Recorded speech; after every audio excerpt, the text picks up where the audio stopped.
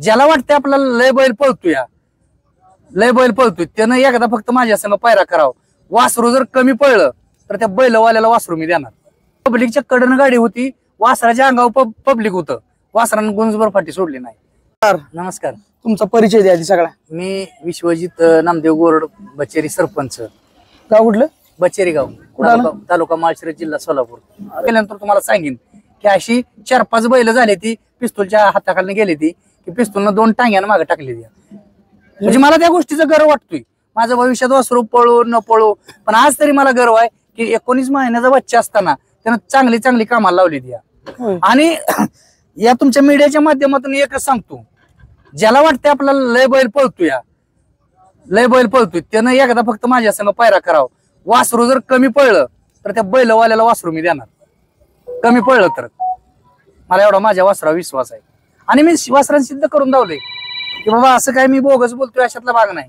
तुम्ही व्हिडिओ बघा, आतापर्यंतची जी मैदान झाली ती व्हिडिओ बघा. तिथं वासरू जर गुंजभर बैलाला कमी पळलं असलं तर माझ्या कानाला हात लावा, किंवा फाटी सोडली असली तर. हा, बैलाच्या बाजूने फाटी सुटली असेल, पण वासराच्या बैलांना बाजून कधी आमच्या वासराला हे काय बरं का, पण की बैल असा व्यवस्थित पळणारा लागतो, आडवा तिडवा पळायला चालत नाही. बैल असा अंगावर घेऊन पळणारा लागतो. काय बैल कशी दाबत पळते, ती दाबत पळायला चालत नाही. किती वेळ दाबू द्या तरी वासरू फाटी सोडणार नाही. पण काय होतं, बैलांना दाबल्यावर स्पीडवर परिणाम होतो. बैलाचा सरळ रेषेत पळला पाहिजे, कोणाच्या बापाला गाडी गावत नाही. एवढं तुम्हाला सांगतो मी, अगदी गर्व आहे म्हणून सांगतो. वासरू चांगलंच पळते म्हणजे 100%. म्हणजे काय होते, आज 19 महिने वय, 7 मैदान केली ती. 7 मैदानात जर 4 गट आणि 2 गुलाल असलं, 2-2, 4-4 वर्ष लोक आबातीत राहू, त्यांना गुलाल नाही.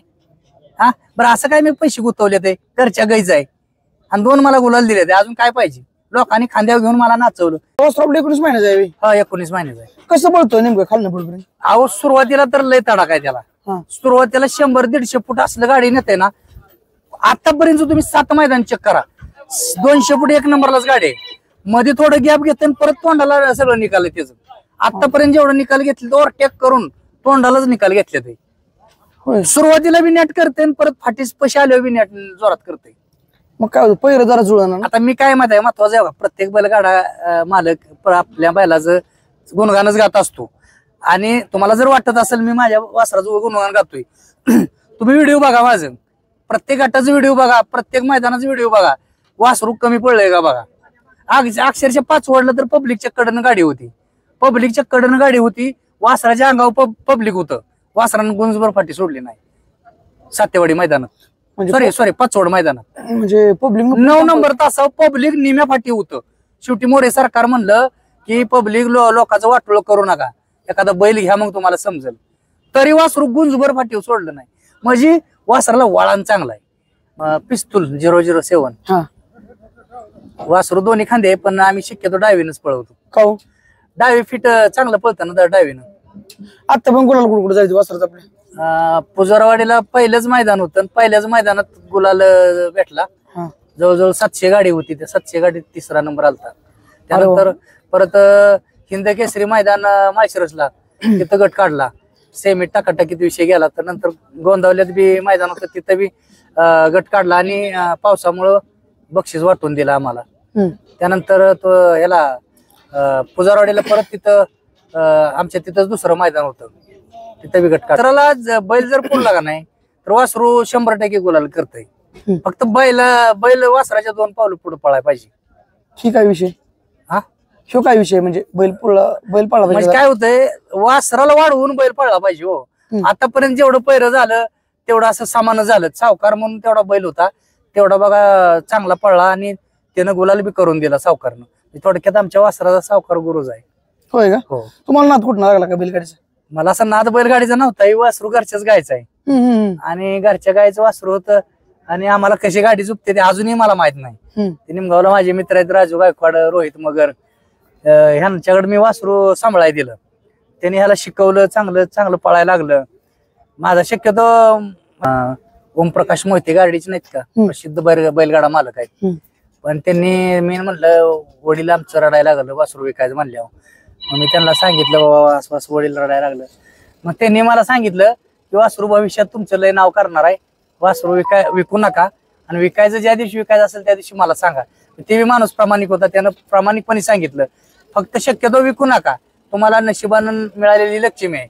पण जर तळ चांगला आहे म्हणजे लय स्पीड गाडी स्पीड घेते आणि तोंडाला बी निकायला हावर आहे, म्हणजे असं जेवढा वासराची एक गोष्ट आमचा जेवढा लांबचा पल्ला असेल का नाही तेवढं निकाल घेते. थोडं 700 700 750 फुटाच्या पल्ल्याला थोडा अडचणीचा विषय होतोय, कारण ग्रीप गाडी घेते ना खालनं. जेवढा लांबचा पल्ला असेल तेवढं चांगलं आहे. वासरू पळते चांगलं आपलं आहे ना? फक्त पहिरं जुळलं की काम झालं. पहिरं चांगलं जुळायला पाहिजे. इथलं पुढं कशी नियोजन राहतील वासराचे आपल्या? नियोजनात आमचं निमगावचं रोहित वगैरे करतं, आमचं वस्ता जायचं आमच्या गावाला सागर बागाडे ते करतात, आणि त्यांच्या नियोजनानुसार आपलं वासरू चालू आहे. वासरू पळते आपलं चांगलं आहे का नाही? 100% पळते. आता मी पळते म्हणणार नाही, तुम्ही प्रत्यक्ष बघितलं पाहिजे. म्हणजे त्या काळात भविष्यात हिंद केसरी होईल पहिरं चांगलं? 100% आमचं स्वप्न आहे, माझं तर वैयक्तिक स्वप्न आहे की हिंद केसरी व्हावं, आणि त्याच्यासाठी मी भरपूर प्रयत्न करणार आहे. वासरासाठी कुठल्याही गोष्टीची कमी खुराक बिराक असेल कुठल्याही प्रकारचं कमी जाणू देणार नाही. आता घरच्या गायचं म्हणजे कशी काळजी घेतली काय? आता किती महिने पिले गायला? घरच्या गायचं ते मोकळच होतं चांगलं, 7-8-9 महिने मोकळच होतं. आमचं घर असं डोंगरात आहे आणि आमची जवळजवळ 40 एकर शेती आहे घराकडे, त्यामुळं मध्ये आधी कोण नाहीच, त्यामुळे ते मोकळच असायचं. त्यामुळे ते दूध बी त्याला भरपूर प्यायला मिळत होतं. आणि महत्वाचं काय माहिती आहे, वासरू कुठलंही असलं स्पीड ही नैसर्गिक गोष्ट आहे, ती अशी पैशानं ही मिळत नाही. त्यामुळे ही मला मिळालेली नैसर्गिक देणगीच आहे थोडक्यात चांगल्या स्पीडचं वासरू.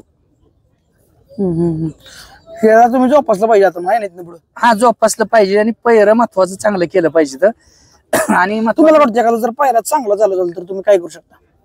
100% चांगला पायरा झाला तर गुलाला हा फिक्सच आहे. होय. हा बिनजोडचा काय डोक्यात तुमच्या? बिनजोडला मला मुंबईला ते आमचं ओमप्रकाश शेट मोहिते आहेत ना, त्यांनी बिनजोडलाच नेव्या म्हणले, ते मुंबईला म्हणलं होतं. काय होतं आपलं एकल पायाचा विषय, त्यात गावची सरपंच आपल्याकडे असल्यामुळं गावचा गाडा बी सगळ्या गोष्टीतून वेळ भेटत नाही ना. आता हे मैदानाला झालं काय वाटतं कसलं पैर झालं पाहिजे? पहिरं मला एकच वाटतं की माझ्या वासराच्या पुढे एक पाऊल बैल पाळला पाहिजे, माझ्या वासराला बैलानं ओढलं पाहिजे. पण होतंय उलटच, वासरालाच बैलाला वाढावं लागतं. हे आमच्या नशिबाला आलेलं भोग म्हणा की आमचं बॅड लक म्हणा, काय म्हणायचं ते म्हणा, की आतापर्यंत वासराला वासरूच ओढतंय बैलाला.